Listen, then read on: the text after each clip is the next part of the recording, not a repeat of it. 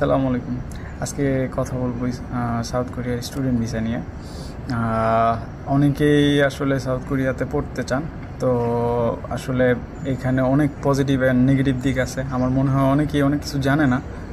কিছুদিন আগে অনেক পোস্ট দেখলাম যে এটা নিয়ে আসলে যে অনেকে অনেক কথাই বলতেছে যেগুলো আসলে ফলস, আবার অনেক কথাই বলতেছে যে এটা রাইট। তো আসলে এখানে অনেক ভালো দিকও আছে এবং খারাপ দিকও আছে। তো আজকে এইসব ব্যাপার নিয়ে কথা বলবো। তো আচ্ছা, আগে প্রথমে ভালো দিকগুলো বলি। যেমন আপনি যদি আপনার আইএলটিএস স্কোর কম হয়ে থাকে বা মোটামুটি আপনি যদি ভিসার ইস্যু চিন্তা করেন, তাহলে অবশ্যই সাউথ কোরিয়া একটা ভালো একটা অপশন।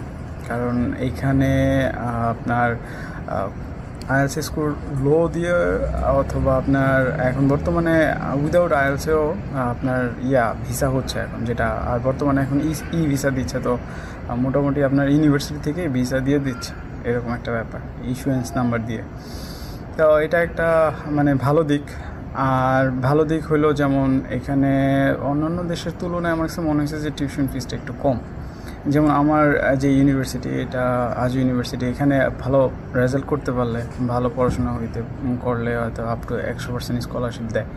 তারপর অন্য অন্য ইউনিভার্সিটিতেও এরকম কিছু কিছু স্কলারশিপ বলতে মোটামুটি ভালোই স্কলারশিপ দেয় যদি একটু ভালো মতো পড়াশোনা করা যায়। ভালো দিক হলো এখানে যেমন ইনকামের ব্যাপারটা আমি যদি বলি যে এইখানে আমি আমার দেখা মতে প্রত্যেকটা স্টুডেন্টই প্রায় ইনকাম করে এবং টিউশন ফিস দেয় এবং মোটামুটি ভালো টাকাই বাসায় পাঠায় এবং পাঠাইতেও পারে। তো এটা একটা ভালো একটা দিক আমার মতে। তবে হ্যাঁ, অনেক স্ট্রাগল, অনেক অনেক স্ট্রাগল সবচেয়ে। আচ্ছা, ওইটা না হয় আমরা খারাপ দিকের ক্ষেত্রে বলবো, সমস্যা নেই। তো এটা একটা ভালো দিক যে হ্যাঁ, মোটামুটি স্টেবল ইনকাম আছে যদি কষ্ট করতে পারে আর কি যে কেউ। আরেকটা ব্যাপার হলো এখানে টাকা মোটামুটি সেভ করা যায় আমার মতে, অন্য দেশের তুলনায় যদি ইউরোপের সাথে কম্পেয়ার করি, অথবা হায়ার যেই কান্ট্রিগুলো আছে যেমন আমেরিকা অথবা কানাডা অথবা অস্ট্রেলিয়া, এইগুলোর সাথে যদি কম্পেয়ার করি, অবশ্যই এখানে খরচ কম, প্লাস ওই হিসাবে হ্যাঁ সেভ করা যায় ভালো। এটা একটা ব্যাপার। এই দেশটার যে ল বা মানুষগুলা, আইন শৃঙ্খলা সবাই ফলো করে।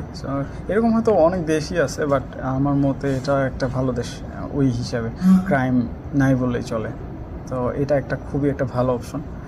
তো আমার মতে এইগুলোই আসলে সত্যি কথা বলতে ভালো একটা দিক, ভালো দিকগুলো আর কি। তো এবার কথা বলবো নেগেটিভ সাইডগুলো নিয়ে।